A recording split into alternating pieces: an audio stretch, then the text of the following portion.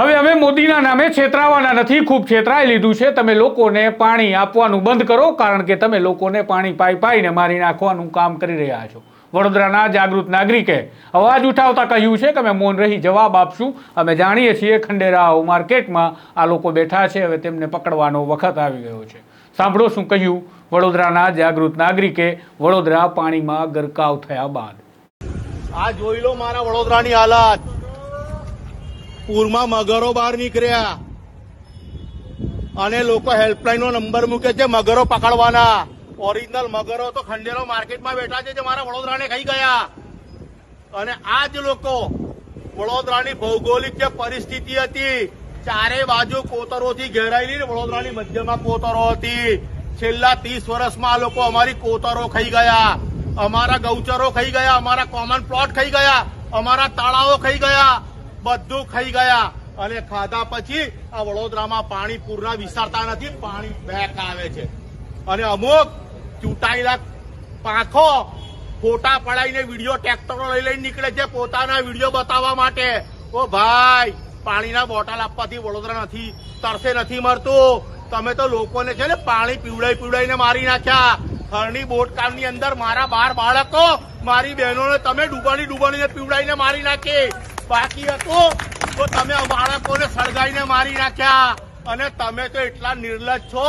ખાસ વાળી સ્મશાનની અંદર 18 કરોડ 36 લાખ રૂપિયા તમે લોકો સ્મશાનમાં પેલા લાકડામાં ભજીયા તરીને ખાઈ ગયા. એટલા બેશરમો, તમને શરમ આવી જોઈએ. અને તમે હેલ્પલાઈન નંબર મૂકો. અરે વડોદરાના શહેરીજનો બધાને હેલ્પ કરતા હતા. આજે અમારે હેલ્પની જરૂર પડી તમારા જેવા નિષ્ઠુરોના કારણે. અને આ ઇલેક્શન તમારું છેલ્લું ઇલેક્શન છે. હવે અમે મોદીજીના નામે જે તમને અમને છેતરી ગયા ને, હવે અમે છેતરાઈએ નહીં. કારણ કે 10 વર્ષમાં તમે ફક્ત મોદીજીના નામે અમને છેતર્યા છે. અને આ જ વડોદરા છે. પ્રકાશ બ્રહ્મભટ્ટ કોકો એની ડિપોઝિટ જપ્ત કરી હતી. ઠાકોરભાઈ પટેલ એની ડિપોઝિટ અમે જપ્ત કરી હતી. એ વડોદરાના સંસ્કારીજનો છે. અમારા સંસ્કાર મૌન રહેવાનું છે, બંગડીઓ પહેરીને તાલી પાડવાનું નથી. આ તમારું ઇલેક્શન છેલ્લું. હવે વડોદરાના પોતાના સ્થાનિક સ્વરાજના ઇલેક્શનમાં વડોદરાવાળા પોતાના ઉમેદવાર પોતે નક્કી કરશે.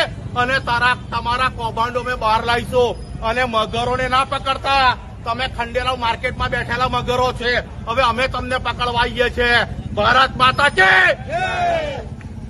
તો તમે સાંભળ્યું એ પ્રકારે આ વડોદરાના જાગૃત નાગરિકનો એક વિડીયો હતો જે સોશિયલ મીડિયા પર હાલ ધૂમ મચાવી રહ્યો છે, વાયરલ થયો છે. કારણ કે વડોદરામાં જે પ્રકારે વિશ્વામિત્રી નદીના પૂરના પાણી ફરી વળ્યા અને નગરમાં એટલે કે શહેરમાં મગરમચ્છ જોવા મળ્યા અને આ મગરને પકડવાના નાટક પણ જોવા મળ્યા. આ તમામ બાબતોથી નારાજ થયેલા આ જાગૃત નાગરિકે કહ્યું કે હવે બસ થયું છે, હવે ખૂબ થયું છે, મૌન રહી અમે જવાબ આપીશું. અમારા સંસ્કાર બંગડી પહેરી અને બેઠા રહેવાના નથી.